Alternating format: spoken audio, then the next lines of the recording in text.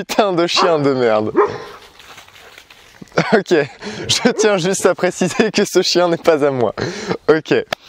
Salut, c'est Tim. Alors si aujourd'hui t'as pas les résultats que tu veux, si jamais aujourd'hui t'arrives pas à changer, c'est dû à des habitudes que t'as, à des patterns. En PNL, les patterns, c'est simplement ce que t'as l'habitude de faire quand on te donne un stimulus. Par exemple, tu peux avoir l'habitude d'avoir faim quand tu vas dans ta cuisine, ou alors tu peux avoir l'habitude quand on claque des doigts de t'endormir. C'est ce que vont te faire les hypnotiseurs. Et tu l'as compris, si jamais t'es pas satisfait des résultats que t'as aujourd'hui, c'est à cause des patterns que t'es en train de répéter. Alors aujourd'hui, je vais t'apprendre à casser ces patterns. Je vais t'apprendre à changer et à changer vers quelque chose que tu veux. Parce que si jamais tu te mets en pilote automatique, tu vas vivre des choses qui sont plus ou moins traumatisantes et ton inconscient va automatiquement courir à l'opposé de ces tendances. Je te fais un exemple. Si jamais tu as été humilié quand tu étais petit, moi ça m'est arrivé plusieurs fois quand j'étais en primaire, les profs ils te faisaient passer devant tout le monde. Ton cerveau retient la partie humiliante, ce qu'il va faire c'est qu'il va courir à l'opposé. Qu'est-ce que c'est l'opposé de avoir la honte en public? C'est de ne plus parler, donc c'est d'être timide. Je te fais un autre exemple, si jamais tu as été trahi par quelqu'un, eh ben, tu vas éviter à tout prix d'être trahi, enfin ton inconscient va l'éviter.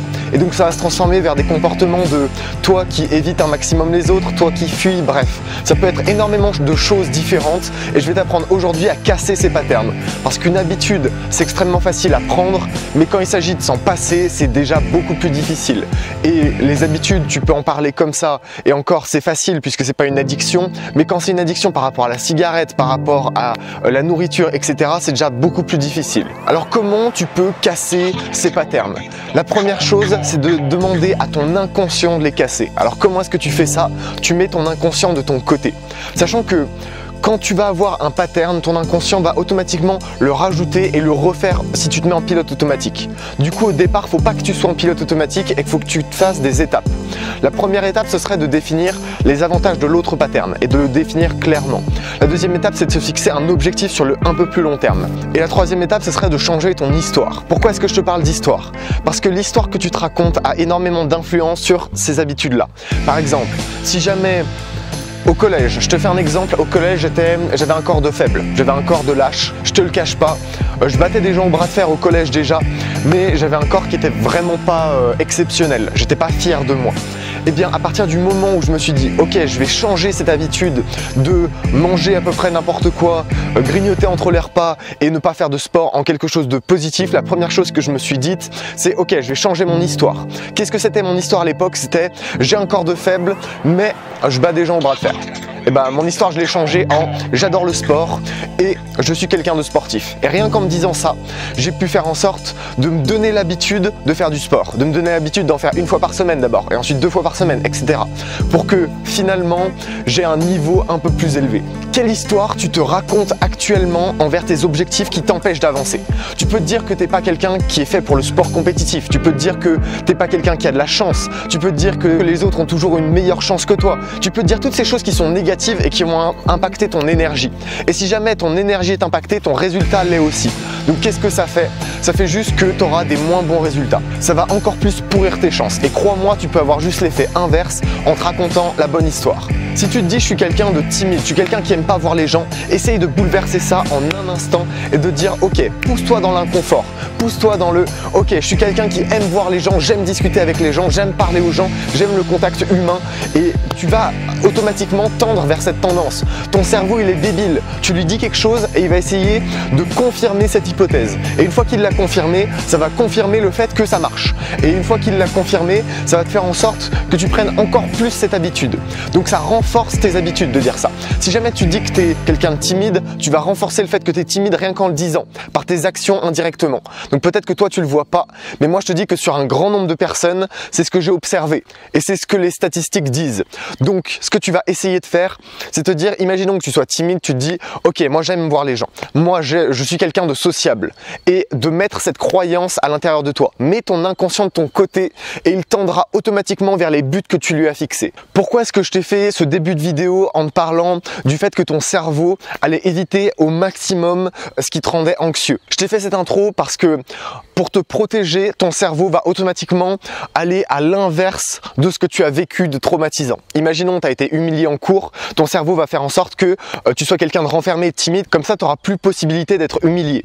Et donc, il va se créer autour de toi une espèce de zone de confort, et si jamais tu veux grandir, si jamais tu veux faire du développement personnel une partie de ta vie, simplement tu dois faire en sorte de sortir de cette zone de confort. Parce que cette zone de confort, elle te dit ok, tu vas rester comme ça ça va éviter la douleur. Sauf qu'en fait c'est une douleur qui est généralement enfouie, généralement qui est extrêmement vieille, donc elle est plus vraiment d'actualité. Ton cerveau associe une douleur bien trop forte par rapport à ce qu'elle est aujourd'hui, comme si tu n'avais pas les cartes en main pour la supporter. Sauf qu'en réalité, je te dis, les cartes en main tu les as. Donc le but, si jamais tu veux casser tes patterns, c'est absolument de 1. Changer ton histoire, et de 2. Te mettre dans ta zone d'inconfort et de te dire c'est pas grave si jamais je suis dans l'inconfort, parce que ça me fait grandir, parce que ça va à l'inverse de ce que j'avais le plus peur. Et quand tu verras qu'en fait tu peux le faire, et quand tu verras qu'en fait c'est pas si difficile que ça de se pousser un petit peu par un petit peu, tu verras qu'en fait c'est bien plus facile que tu ne le penses de t'améliorer. Un autre changement de pattern qui est extrêmement violent pour ton cerveau, c'est quand il ne te reconnaît plus.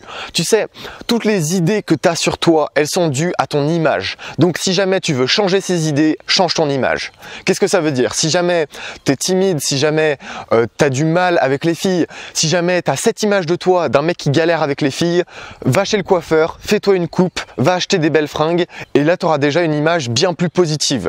Et ensuite, après ça, comme tes réflexes de je suis inconfortable avec les filles vont revenir, ce que tu peux également faire, c'est juste faire en sorte de traîner plus et de te dire ok, je vais faire en sorte de me concentrer sur ce que je peux atteindre, sur ce que je peux agir. Fixe-toi des objectifs, et quand tu vas te fixer tes objectifs, ça va te motiver. On en vient au point suivant, c'est de te fixer des objectifs qui vont te faire évoluer.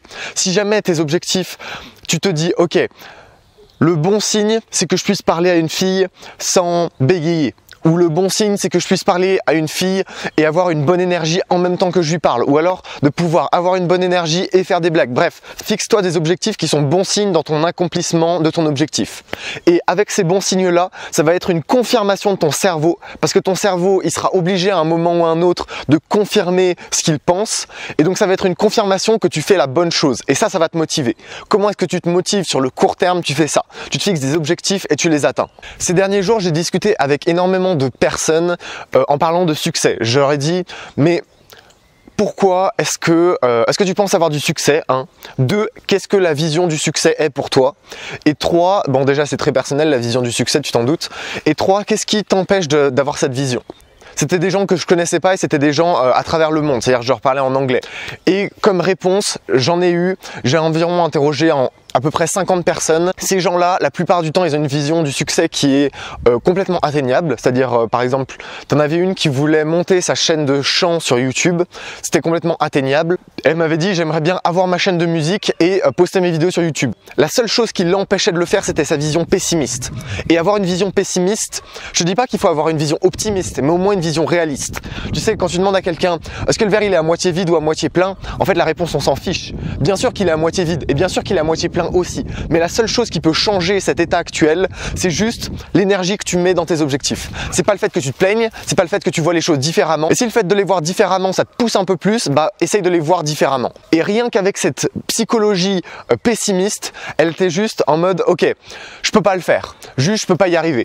J'avais filé à cette fille des conseils que si jamais elle appliquait, ça allait juste faire tourner la roue et mettre le vent de son côté et lui donner de l'élan. Au final, je pense même pas qu'elle a essayé, et elle a perdu avant même d'avoir essayé.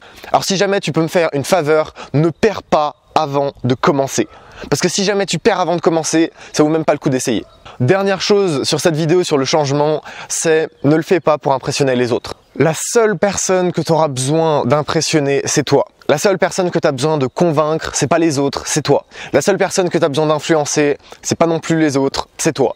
Dans tes résolutions d'objectifs, tu es la seule personne qui compte. Si tu demandes de la validation des autres, tu as également perdu avant de commencer. Parce que imaginons qu'on te la donne pas, et bien tu passes à côté du succès. Et je trouve ça bête de miser le succès sur les autres quand tu peux faire la différence. J'espère que ces conseils t'auront aidé. En attendant, je te souhaite une bonne soirée et profite bien de mes conseils. And if you create a culture of losing, if you keep being a victim, if you keep letting losing happen to you, if you keep letting people do you and treat you any kind of way, it's going to become a culture.